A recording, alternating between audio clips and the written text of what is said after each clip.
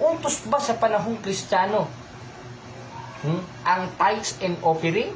Gaya ng itinuturo ng mga pastor kuno ng Diyos at ng mga bulaang mangangaral na ito na nagpapakilalang sila daw ang totoong iglesia, itinayo ng ating Panginoon Kristo. Ngayon, basahin natin ang 3:10 ng Malakias, kapatid na JB. Ang sabi, dalhin ninyo ang buong ikasampung bahagi sa kamalig upang magkaroon ng pagkain sa aking bahay. At subukin ninyo ako ngayon sa bagay na ito, sabi ng Panginoon ng mga hukbo. Kung hindi ko bubuksan sa inyong mga dungawan sa langit at ihuhulog ko sa inyo ang isang pagpapala na walang sapat na silid na kalalagyan.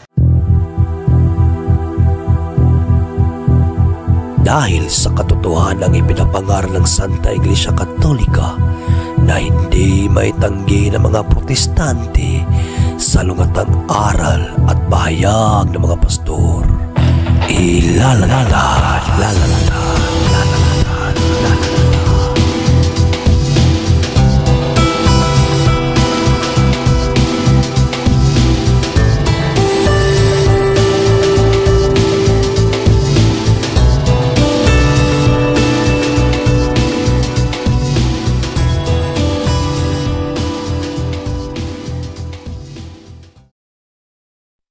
Bag sauce simbahan.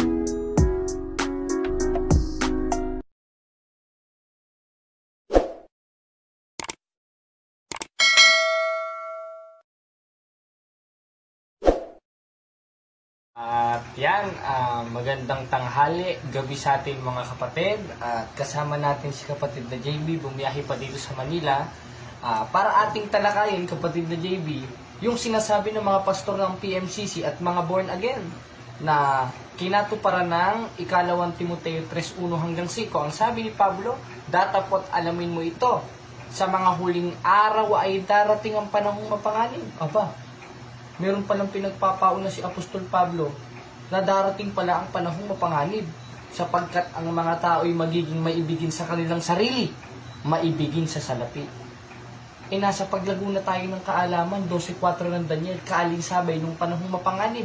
Kaya hindi talaga natin maiiwasan, kapatid na JB, mga kababayan, na maraming tao ngayon maibigin sa salapi. At ang isa sa kinatuparan nun, yung mga mangangaral na hindi makabasag ng pinggan. Basahin natin ang 16:18 ng Roma. Ang sabi, sapagkat ang mga gayon ay hindi naglilingkod sa Kristong Panginoon, kundi sa kanilang sariling tiyan, sa pamamagitan ng kanilang mabuting pananalita. Papanoodin natin mamaya. At mainam na talumpati ay dinadaya ang puso ng mga walang malay. Bakit? Hindi na kasi naglilingkod sa Kristong Panginoon, kapatid na JB. Naglilingkod na sila sa kanilang sariling tiyan. Bakit? Dahil sila ang kinatuparan sa ikalawang Timoteo 3:1 hanggang 5 na mga maibigin sa salapi. Ano halimbawa? Tignan natin ang argumento ng mga born again, ng mga PMCC, ng mga Baptist, ng mga pastor ng demonyo, na mga mukhang salapi na hindi na naglilingkod sa Kristong Panginoon, na inililigaw ang mga kapatid nating Katoliko. Panoodin natin ang isang pastorotot na ito, mga kapatid. Kaya tayo tinuturuan ni Lord mag-tithes and offering. Dahil ang tithes and offering ay exercise ng ninyo. It's a proof that you are not dominated by money. Hindi ako kinokontrol ng pera. Ako ang magmamanage sa pera ko, hindi pera ko ang magmamanage sa akin. At wala akong nakitang faithful sa tithes na nag-complain sa Panginoon. Ang number one complainer sa tithes, yung hindi nagta-tithes. Pero yung mga faithful sa tithes, wala kang naririnig kahit anong salita, mga kapatid. Why? They experience the power, the dominion, and the blessings of God. Kung gusto mong pagkatiwalaan ka ni Lord ng pera, learn to manage your money. And God will make you manager of your money. Ngayon, sunod nating panoorin ang isang ministro ng PMCC kuno. Ngayon, ang una nating napanood ay si Pastor Ikapu number 1. Ngayon, pakinggan natin si Mr. Ikapu number 2, kapatid na JB, kung ano ang kanyang pahayag tungkol sa Ikapu at sa kanyang mga miyembro, at kung anong talata ang ginagamit nila para makapangloko ng mga miyembro. Basahin natin o panoodin natin, kapatid na JB, ang isang pastorotot number 2. Panoodin natin. Alam nyo ang mga bagay-bagay, kung sino ang nagmamay-ari, ay siya ang nagpapasya. And because of tithes belongs to the Lord, siya ang nagpasya. Ang sabi niya, dalhin ninyo ang inyong mga ikasampung bahagi sa kamalig. Ganon din, ang ikapo, it is a commitment. Na ibig sabihin, sa lahat ng ating tatanggapin, walang pagsalang. Ang ibig sabihin, hindi tayo dapat, sa lahat ng ating tatanggapin, yung ikasampung bahagi ay nananatiling hindi sa atin. Ayon.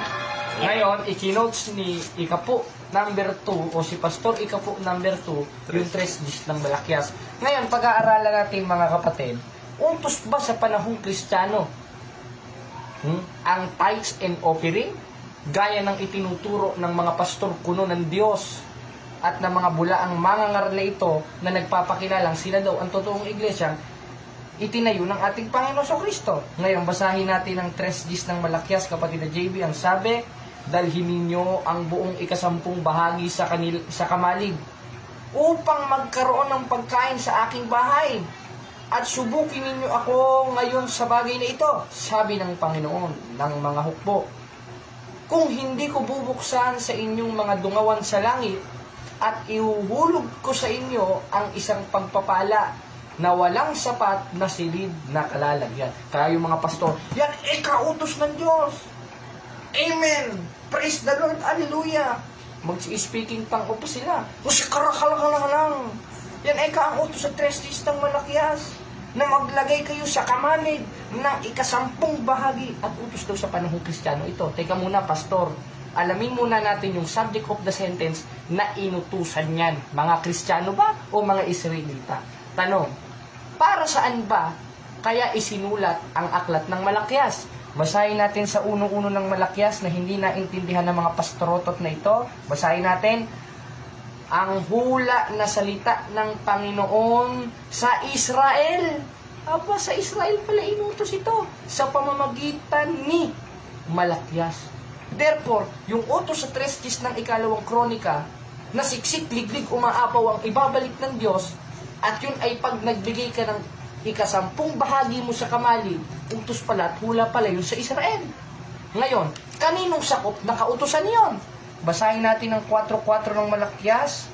Dito rin sa Malakias na paborito nila nakalagay, alalahanin ninyo ang kautusan ni Moises na aking lingkod, na aking inutos sa kanya sa Horeb para sa buong Israel. Therefore, ang kautusan pala na isinulat sa Malakias, utos lang pala sa Israel yon na ibinigay ng Diyos na kautusan kay Moises. At isa doon sa sakop sa kautusan ni Moises, yung nasa 3 gis ng Malakias, na magbigay ka ng ikasampung bahagi na siksik, liglig, umaapaw. Mga kapatid na JB, sa panahong Kristiyano ba, itong kautusan na ba ito, ay aariing ganap tayo at gagantihin pa ba tayo ng Diyos? Unang-una, alamin muna natin yung konteksto. Dahil yun ang pinakamahalaga, yung context para hindi tayo ma-out of context. Gaya ng mga pastorotot na ipinakita natin, si Pastorotot Sigaw number 1 at si Pastorotot Tanda number 2 ng BMCC. Dalawa yan magkumpare yan mahilig sa pera yan O ngayon, sa panahong Kristiyano, sino ba ang dapat nating pakinggan? Basahin natin ang 17:5 ng Mateo. At lumilim sa kanilang alpaap na sinasabi, ito ang sinisinta kong anak. Sino? Si Kristo. Na siya kong kinalulugdan, siya ang inyong pakinggan. Aba, ang dapat pala natin pakinggan, hindi pala si Moises. Dahil nasa panahong Kristiyano na tayo Ang dapat natin pakinggan, si Kristo. Ngayon, ano bang kautusan ni Kristo? Ikapo ba? At aariing ganap ba tayo sa pamamagitan ng ikapo? Inalis na nga ni Kristo, kapatid na JB Sabi sa 19 ng Hebreo, basahin natin kapatid na JB, sa Hebreo 19.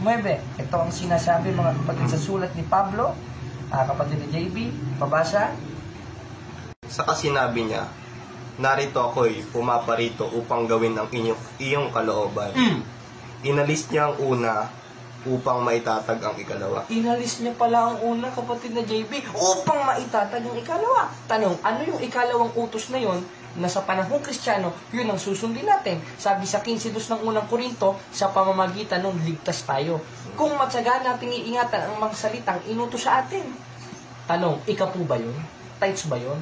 O tingnan natin ang pamamalakad ng mga unang Kristiyano na nasa pangangasiwa ni Pablo sa 8:3 ng ikalawang Korinto. Ito ang ating mababasa, mga kapatid. Kapatid na JB, ikaw magbasa sa 8:3 ng ikalawang Korinto. Tingnan natin kung ikapu ba ito.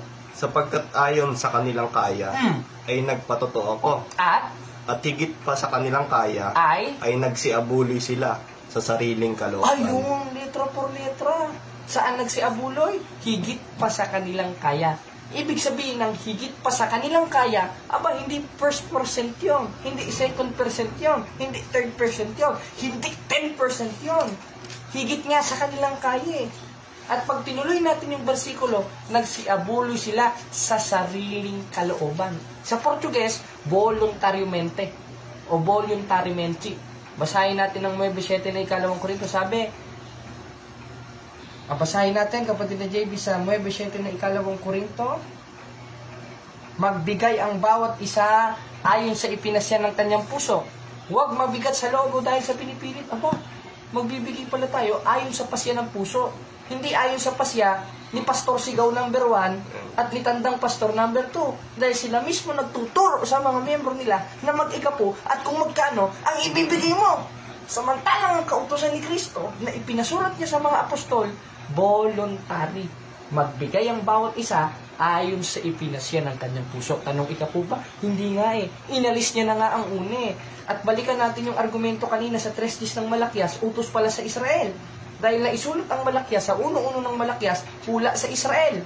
At yung kautusan na yun sa Israel, nasa 3 ng Malakias, gaya ng pagpapaikapu, kapatid na JB, sakop pala yun sa kautusan ni Moises na ibinigay ng Diyos sa Horeb para rin sa buong Israel. Gaya ng nasa 4:4 ng Malakias. At sa panahong Kristiyano, 7:12 ng Hebreo, nang palitan ng pagkasaserdote, kinakailangan rin palitan ng kautusan. Ngayon, anong kautusan ang dapat nating sundin? Yung kautusan ni Kristo. Dahil ang dapat nating pakinggan, kung talagang totoong Kristiyano tayo, sa 17:5 ng Mateo, si Kristo. At nabasa na nga natin yung kautusan ni Kristo na sa pamamagitan nun, ligtas tayo. Anong nasabi? Sa 9:7 ng ikalawang Korinto, magbigay ang bawat isa, kapatid na JB, ayon sa pinasya ng puso. Puso ang magpapasa. Meron ka ba nakalagay na ayon sa pasya ni Pastor Sigaw? Wala. Wala eh. Ang nakalagay, ayon sa ipinasya ng kanyang puso. Kaya lahat ng pastor na nagtuturo sa panahong Kristiyano na magbigay ng first fruit, na magbigay ng ikapu, hinahamon ko kayo, sa demonyo kayo, ayon sa Biblia.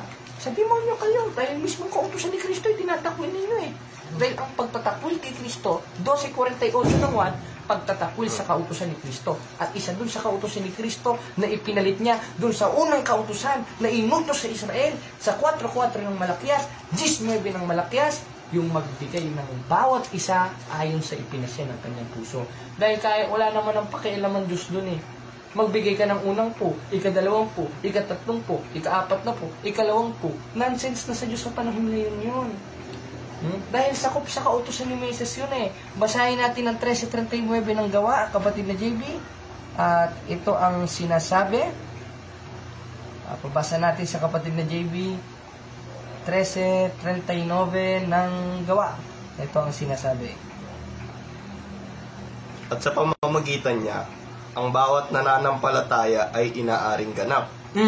Sa lahat ng mga bagay na sa mga ito'y hindi kayo aariing ganap sa pamamagitan ng kautusan ni Moises. Ayun naman pala, hindi naman na tayo aariing ganap sa panahong Kristiyano. Ang sabi ni Pablo, sa pamamagitan ng kautusan ni Moises. Ano ba yung isa sa kautusan ni Moises na sa panahong Kristiyano, nonsense na sa Diyos?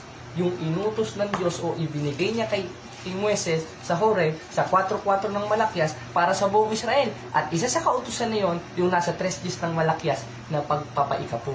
Kaya itong dalawang itlog na pastor na ito, na may pasigaw-sigaw pa may papunas-punas pang pawis Amen! Hallelujah! Praise the Lord! Hallelujah! Engot ka, pastor ka ng demonyo, hinahamon kita kahit saan tayo magkita. Kaya mo bang tindigan niyang ikapo mo? Tapos yung isa pang pastor ng PMCC, kala mo kung sinong panoodin ulit natin mga kapatid, ang panloloko ng mga pastor na ito. Hindi ako makapagpigil dahil utos naman yon sa 12:9 ng Roma. Dahil yun ang pag-ibig natin sa kanila na hindi plastic na mapuot sa masama.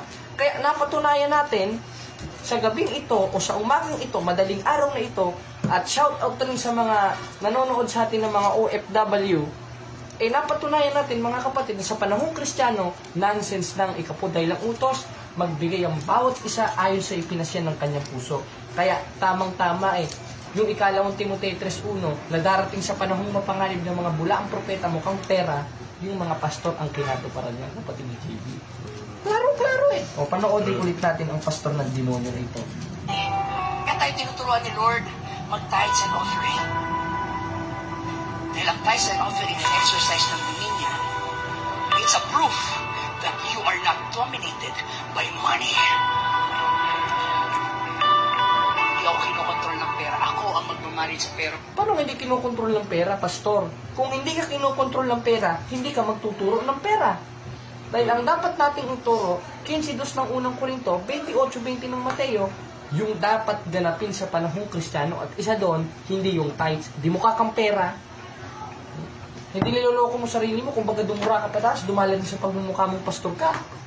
At yan ang ibig sabihin nun mga kapatid. At salamat sa Diyos, dyan natatapos ang ating mga video, o video lang pala, ginawang plural.